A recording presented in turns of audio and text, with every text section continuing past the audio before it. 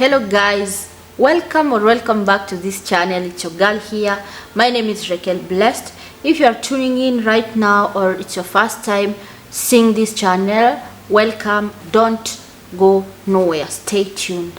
And for my supporters, I want to take this opportunity to thank you for working with me. I'm still continuing with the topic culture shock in Burundi.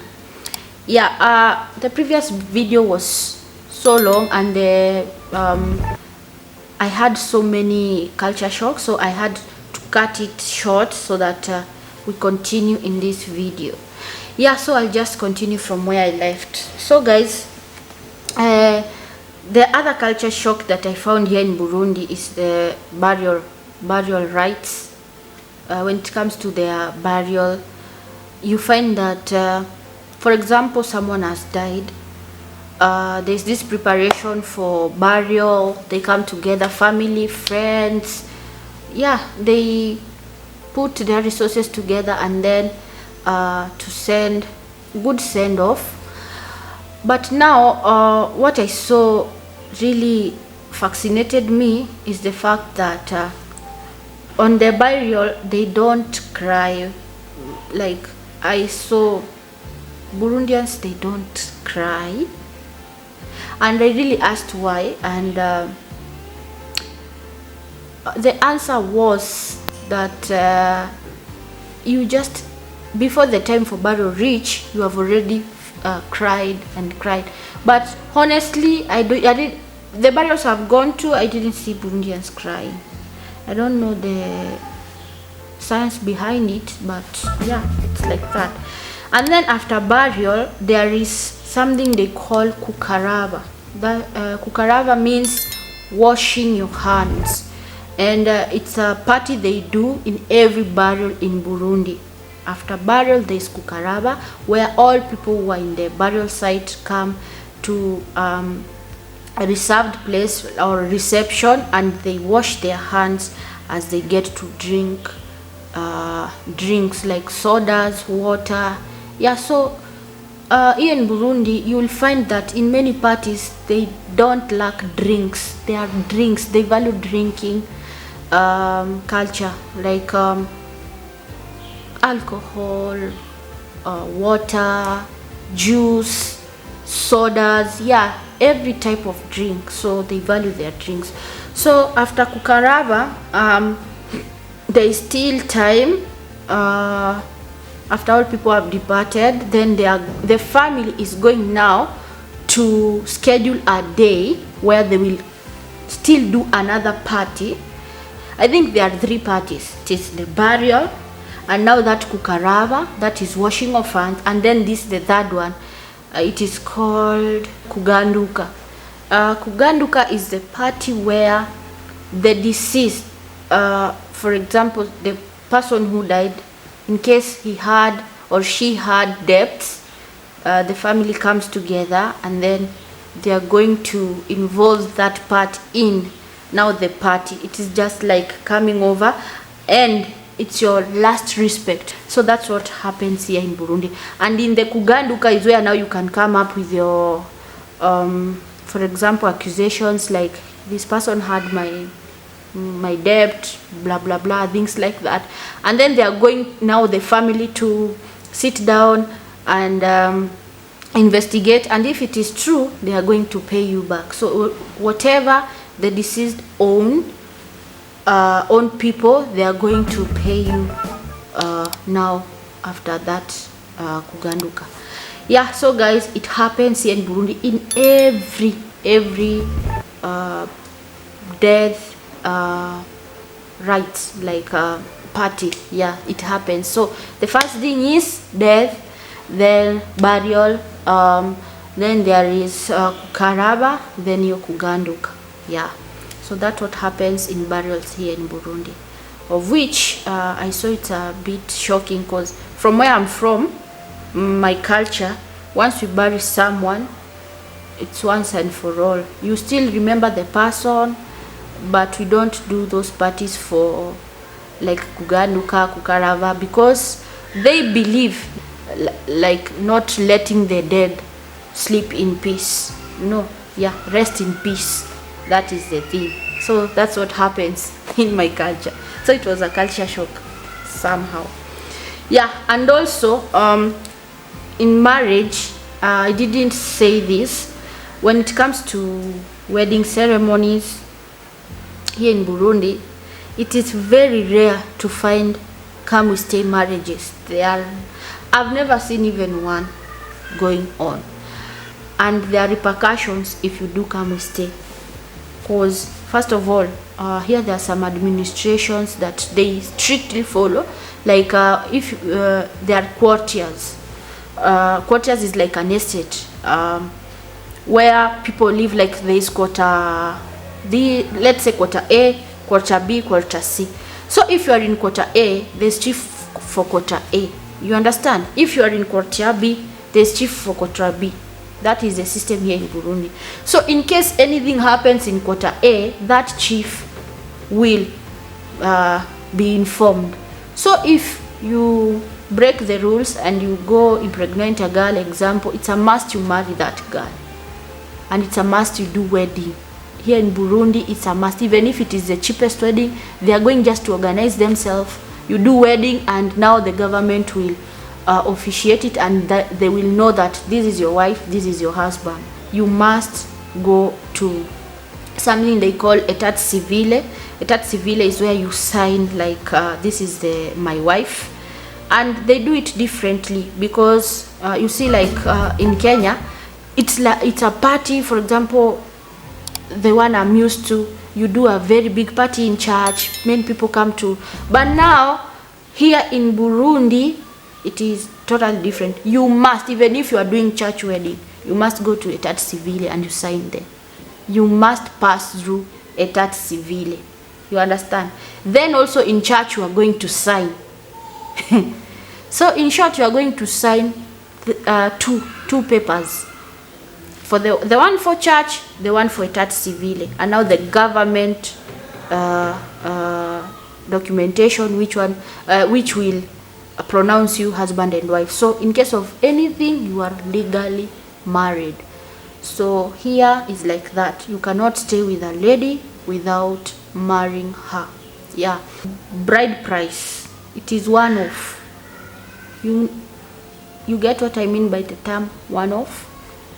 Once you pronounce that you want to marry this girl and the family for the lady arranges, you come to ask for the hand in marriage, that is the bride price. You are going to pay it that same day. Bride price is one off. There is no coming back at your, after some time you will come back, you continue paying. Bride price is one off here in Burundi.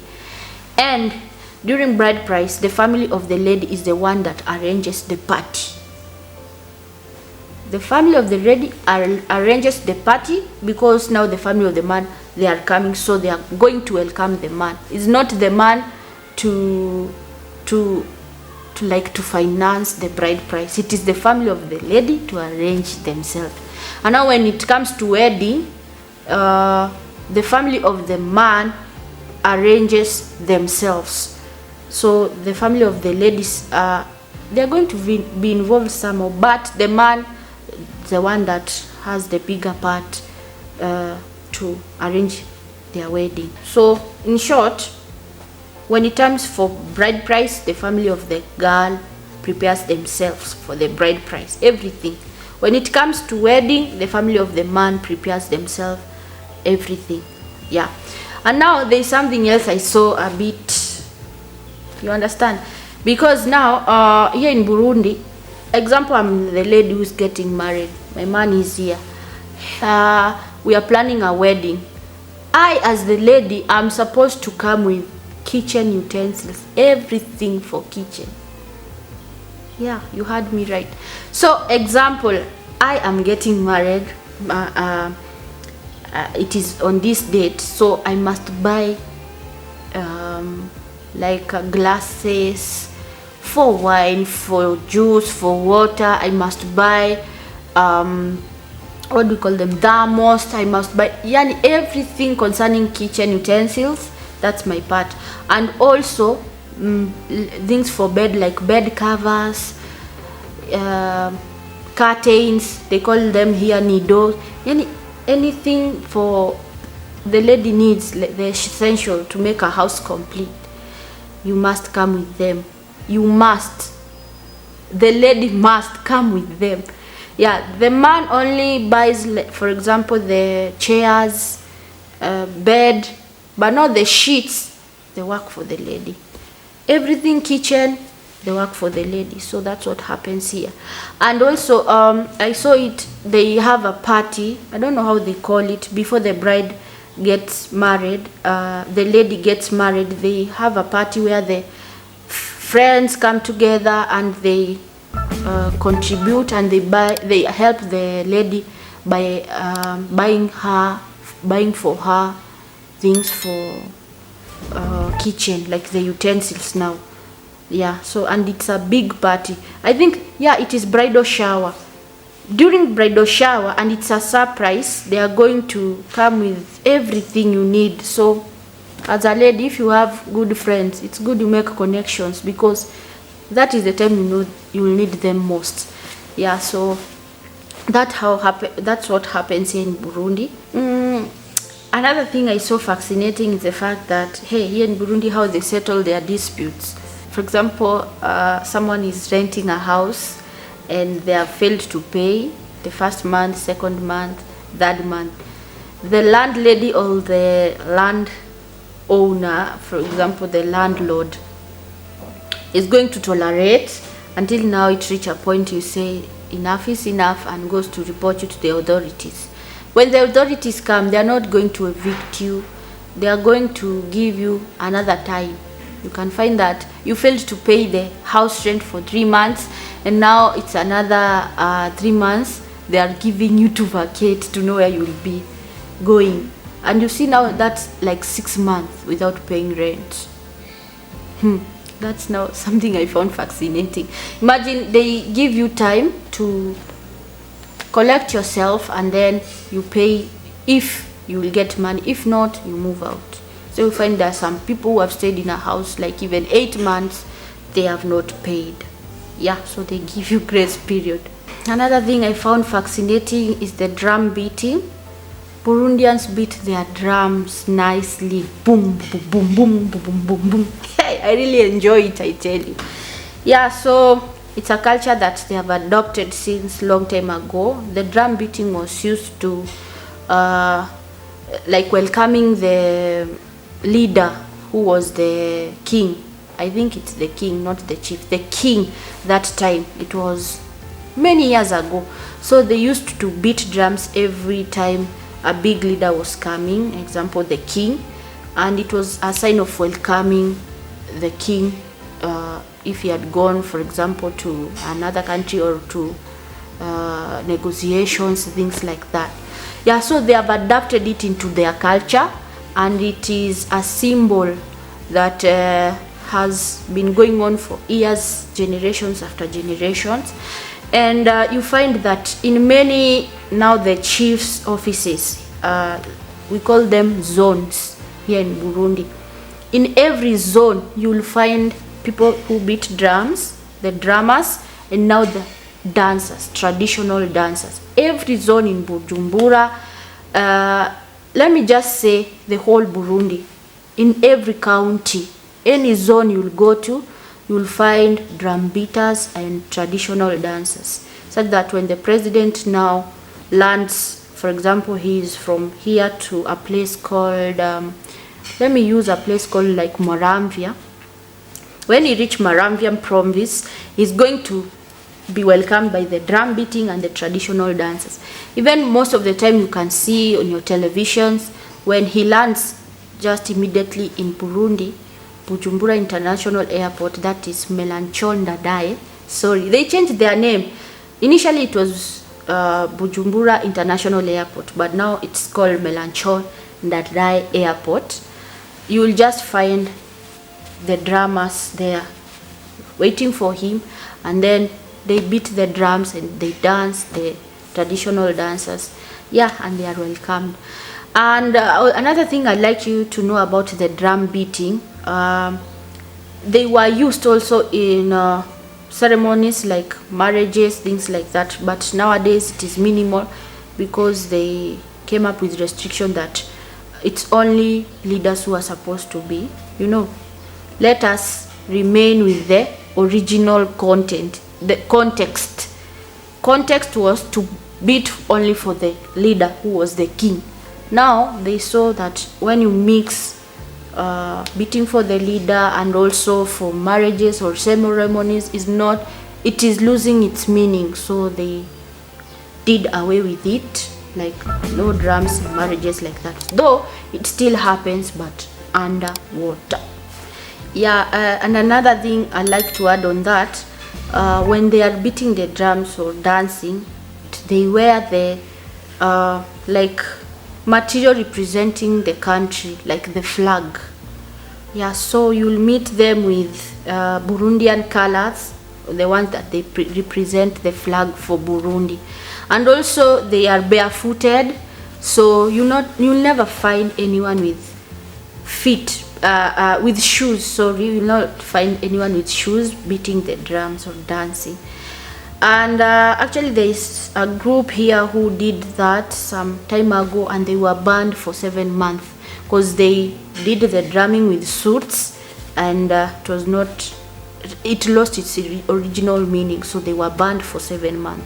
So if you are in Burundi and you like to enjoy the drummings, you just need to lower your standards and be like them.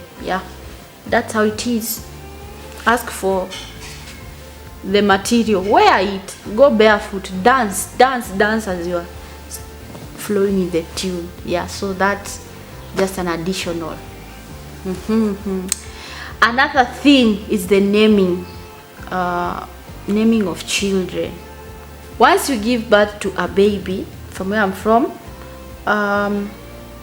naming is a rite of passage, and you'll name the child after the family. Like example, me, I'm named after my grandmother. You see, you find just a name in the family lineage and you give the child the name. But now, depending on the gender, but now here in Burundi, once you give birth, you can name the child any name that comes in your mind, as long as both parents have accepted. Not even family name, you can just pick name from anywhere and give your child that name. So mostly they don't follow the family lineage names, so you'll find someone being called just names. They are Christians, so you'll find them someone like Hakizimana. That means it has something to deal with God, because I hear there Mana. Imana is their God, how they refer to their God. You'll find someone called Ndaisenga. I prayed to God and he answered me. You see, something just relate to sovereign being. Find the names have symbol.